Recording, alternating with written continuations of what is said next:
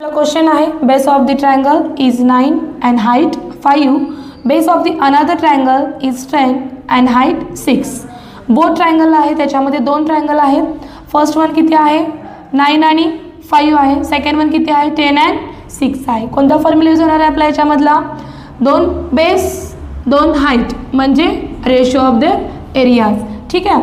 तर फर्स्ट आपण गिवन लिहून घ्यायचं. याच्यामध्ये गिवन इन्फॉर्मेशन आपल्याला काय काय दिलेलं आहे याच्यामध्ये बघा. बेस फर्स्ट ट्रायंगल B1 घेतला आपण, किती आहे बेस याचा 9 आहे. त्यानंतर H1 काय आपला ratio of their areas is equals to B1 into H1 and B2 into H2. B1 किती आहे आपला बघा इथे 9 आहे. H1 किती आहे 5 अपॉन B2 किती आहे 10 इंटू H2 किती आहे 6. ओके. इथे जर आपल्याला टेबलला नसेल तर आपण मल्टिप्लिकेशन करू शकतो आणि डायरेक्टली डिवाइड करता येतं. बघा इथे 5 1 जा 5, 5 2 जा 10. दोन्ही नंबर एकाच टेबलमध्ये हवेत. इथे काय आहे 9 and 6 कोणत्या टेबलमध्ये आहे 3 3 जा 9, 3 2 जा 6. ओके. काय राहिलं आपलं 3 1 जा 3, 2 2 जा 4. 3 4 डिवाइड होतं का? नाही होत. तर आपण आता सेकंड क्वेश्चन सॉल्व करणार आहोत. सेकंड क्वेश्चन आहे आपला BC perpendicular AB, AD perpendicular AB, BC is equals to 4, AD is equals to 8. Then find area of a triangle ABC upon area of a triangle ADB. आता याच्यामध्ये perpendicular म्हणजे काय? तर बघा याच्यामध्ये BC ला परपेंडिक्युलर कोण आहे AB म्हणजे AB ला परपेंडिक्युलर लाईन कोणती आहे AD and BC. दोन आहेत बघा इथे दिलेला आहे. एक आहे BC आणि दुसरा आहे AD. BC and AD. त्यानंतर आपल्याला BC दिलेला आहे 4. BC किती आहे आपला 4, AD किती दिलेला आहे 8. काय फाइंड करायचं आपल्याला? A means area of a triangle ABC and area of a triangle ADB. Okay. तर आपण आता पहिल्यांदा गिवन लिहून घ्यायचं आहे. गिवन लिहित असताना जे क्वेश्चनमध्ये तुम्हाला इन्फॉर्मेशन दिलेली आहे ती फर्स्ट वन तुम्ही राईट डाऊन करणार आहात. काय सांगितलेलं आहे आपल्याला? BC perpendicular AB and AD perpendicular AB. Okay. तर याच्यामध्ये काय फाइंड करायचं आपल्याला? Area of a triangle ABC आणि area of a triangle ADB. Okay. जो क्वेश्चन विचारला आहे तो आपण राईट डाऊन करून घेतलेला आहे. याच्यामध्ये बघा आता तुम्हाला ABC दिसतोय. ABC या ट्रायंगलमध्ये हाईट कोण आहे याची BC. याच्यामध्ये दोन्ही फॉर्म्युला आपल्याला घ्यायचे नाही आहेत, आपल्याला हाईट घ्यायचे आहेत ओनली, कारण की आपल्याला एरिया फाइंड आउट करायचा आहे. आणि दुसरा ट्रायंगल कोणता आहे ADB. ADBची हाईट कोण आहे AD. ओके. BCचं मेजरमेंट किती दिलेलं आहे आपल्याला 4, AD किती दिलेलं आहे 8. मी मगाशी काय सांगितलं होतं दोन्ही नंबर एकाच टेबलमध्ये पाहिजेत. 4 1 जा 4, 4 2 जा 8. किती आन्सर आलं 1/2. म्हणजेच आपलं काय निघालं answer? Area of a therefore area of a triangle ABC upon area of a triangle ADB is equals to 1/2. दुसऱ्या क्वेश्चनला सुरुवात करूया. ठीक आहे.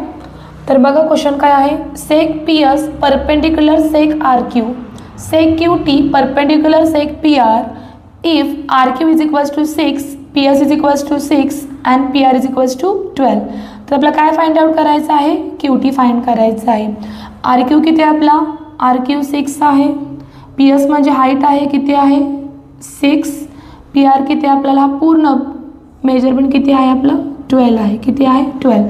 PR 12. ओके. तर QT फाइंड करायचं आहे. तर फर्स्ट वन बघा RQ काय आहे बेस आहे.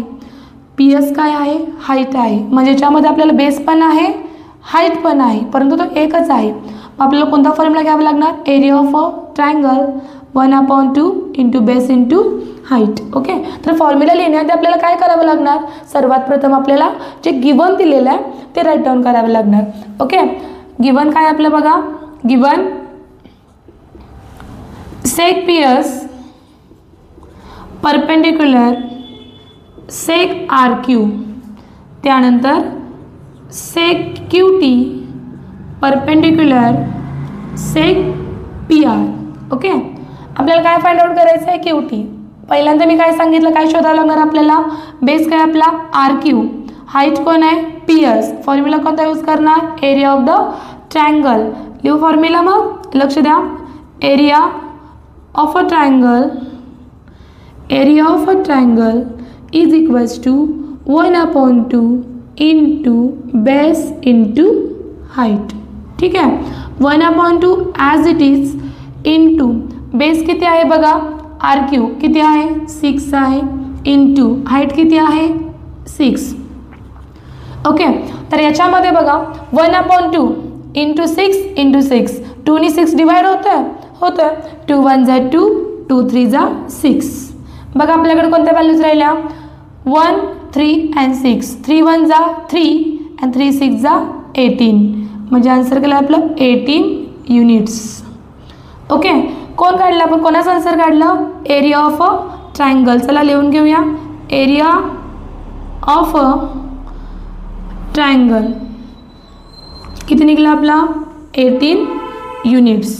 ओके, आपल्याला आता कोण फाइंड आउट करायचं आहे? Q T. Q T find करण्यासाठी काय करावं लागणार आहे आपल्याला? सेम मेजरमेंट, फक्त पी आर घ्यावा लागणार. P R and Q T. चला, area of a triangle formula तोच असणार आहे. Area of a triangle is equals to 1/2 into base into height. 1/2 as it is. Area आपण किती काढलेला आहे? 18. बेस किती आहे आपला?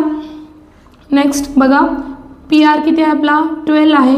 हाईट किती आपल्याला? हाईट क्यू टी माहिती नाही. या ट्रायंगलची सेंटर जी आहे ती हाईट असते.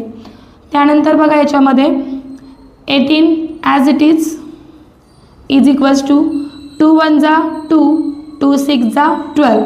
बरोबर, इथं कोण बॅलन्स राहिलं? 1 इंटू 6, 6 1 जा 6 into Q T, 6 into Q T. Okay, 6 and Q टीचं मल्टिप्लिकेशन होणार आहे का? होणार नाही. तर आपण काय करणार याच्यामध्ये? 18 ॲज इट इज 6 हा मल्टिप्लायला इकडे आल्यास तो काय होणार? डिवाइडला जाणार. इज इक्वल्स टू कोण राहिला याच्यामध्ये? Q T. 6 1 जा 6, 6 3 जा 18. म्हणजे आपला क्यू टी काय निघला? Therefore Q T is equals to 3. Okay, समजलं सर्वांना? चला मग 4th क्वेश्चन घेऊया.